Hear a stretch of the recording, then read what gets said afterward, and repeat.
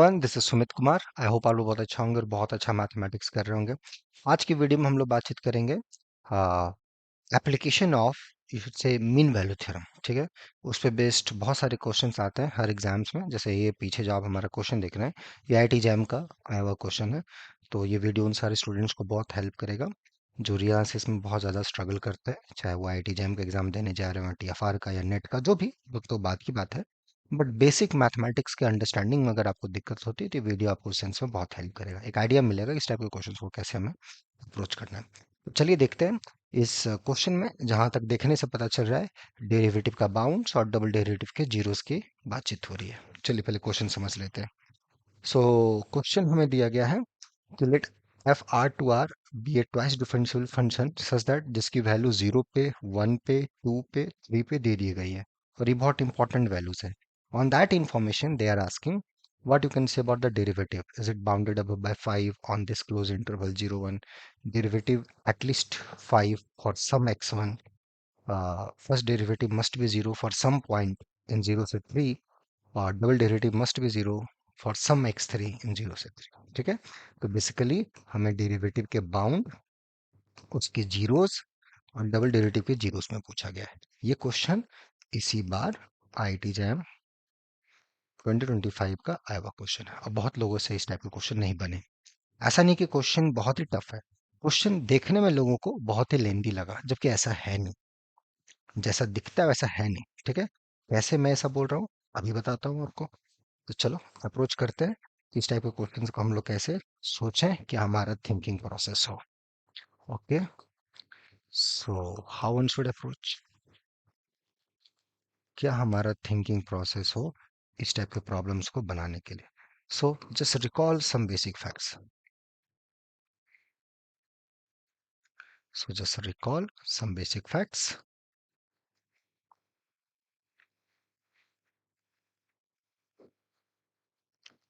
ये बस दो चीजें आपको पता होनी चाहिए। If you have a continuous function from closed interval a b to r, and suppose at end point their sign is opposite, then we must have some point where my function is zero. इसको बोलते हैं intermediate value theorem. Second, if we have a differentiable function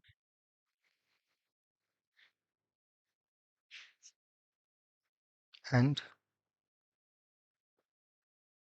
and value पे value बराबर है,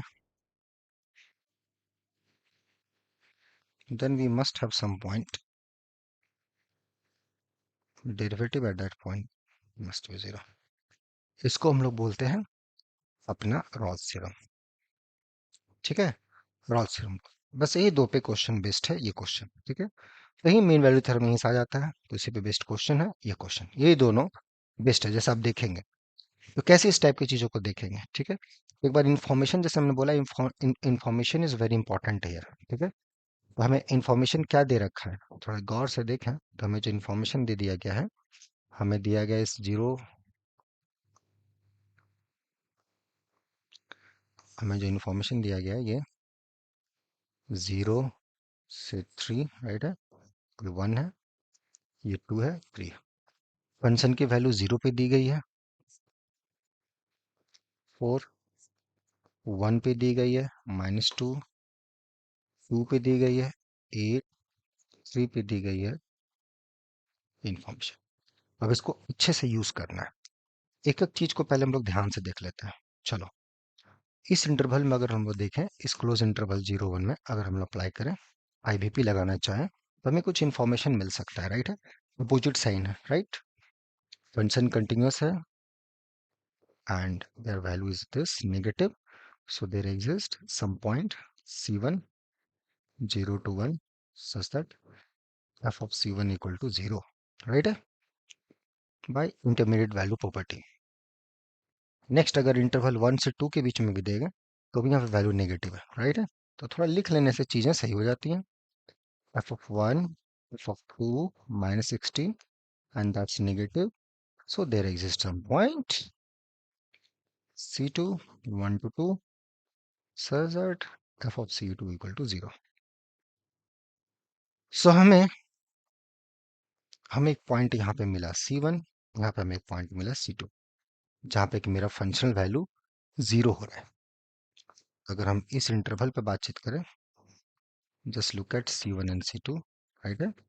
यहाँ पे अगर हम देखें तो हमारा वैल्यू f of C1 0 हो रहा है, f of C2 भी 0 हो रहा है, क्योंकि फंक्शन ट्वाइस डिफरेंशिएबल है तो फंक्शन फर्स्ट टाइम भी डिफरेंशिएबल होगा। So by Rolle's theorem there exist, कौन सा पॉइंट पूछ रहा है, x2 on C1 to C2 such that f dash of x2 must be 0, f dash of x2 must be 0, right.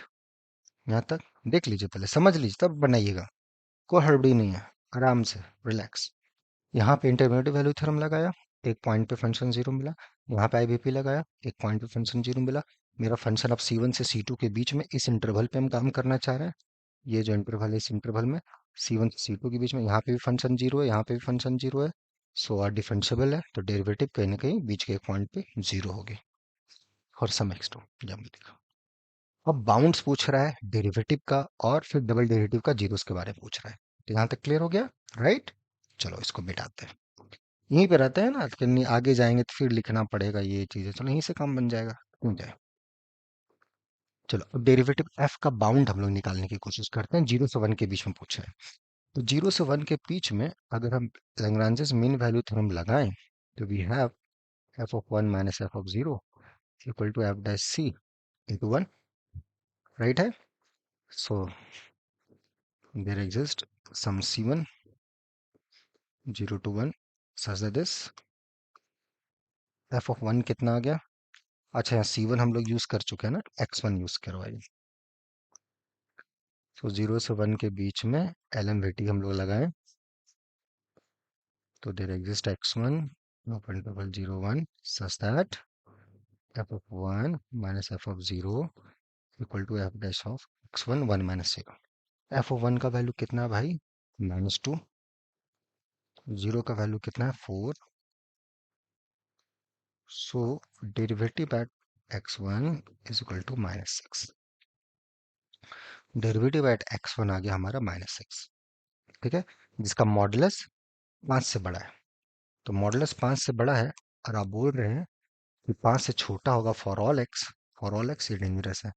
For some x1 derivative at x1 5 से बड़ा या modulus 6 आ रहा है, 5 से बड़ा हो गया। अब triple double derivative eight x3 पे 0 बोल रहा है, ठीक है। तो यहाँ तक ही आया, बहुत बढ़िया। नेक्स्ट चलते हैं। अब हम लोग 2 से 3 के बीच में आते हैं। 2 से 3 के बीच में आए, 2 से 3 के बीच में अगर हम लोग आए, तो यहाँ पे भी अगर हम लोग मीन वैल्यू थ्योरम लगाएं, f of 3 minus f two equal to f dash of some C2, right है, या C2, ठीक है, या C3 लिखिए, C3।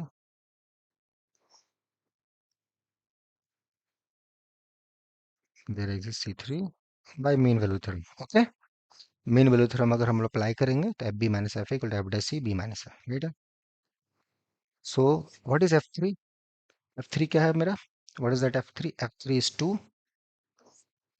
F2 अपना है 8, F dash of C3। So F dash of C3 आ गया अपना -6। अब देखो यहाँ पर, अब असली गेम यहाँ पर है, ठीक है। इसको मैं थोड़ा सा मिटाता हूँ, जस्ट प्लॉट दिस। अब ध्यान से देखो, ये मेरा 0 से 3 है। यहाँ पे एक तो 0 से 1 के बीच में हमारे पास एक पॉइंट मिला इधर x1, और एक 2 से 3 के बीच में हमें मिला एक C3, ठीक है। वो क्या रहा है यहाँ पर, f dash of x1 -6 equal to f dash of C3। अगर हम इस इंटरवल को उठाएं, look at this interval, look at this interval, ये इंटरवल है, यहाँ पे फंक्शन मेरा डेरिवेटिव फॉलो कर रहा है, और डेरिवेटिव फंक्शन मेरा ट्वाइस डिफरेंशिएबल है। तो जो एफ डैश है इसको मन में अगर जी माने, ये एक बार और डिफरेंशिएबल है और एंड पॉइंट्स पे वैल्यू बराबर हो रहा है। So again by Rolle's theorem there exist x3 x1 से c3 such that double derivative of x3 equal to 0. Double derivative of x3 is equal to 0. Correct? Done. So that's how one should approach this question. यहीं पर लोगों को दिक्कत हुआ था D option में. कितना आसान है.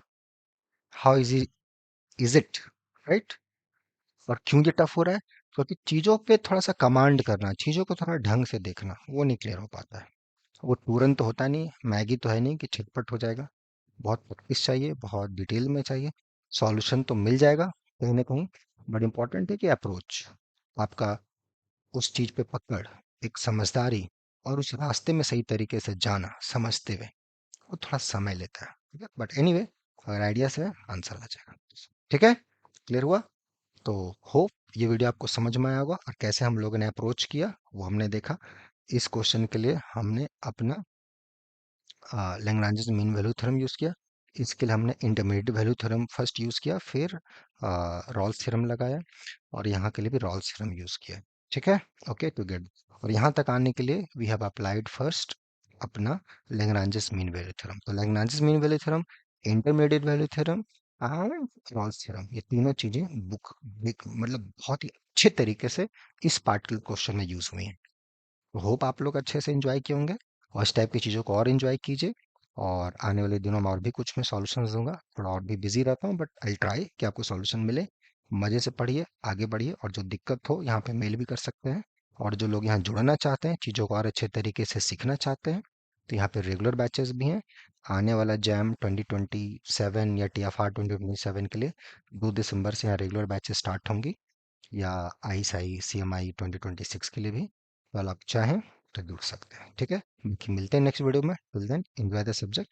Take care, bye bye.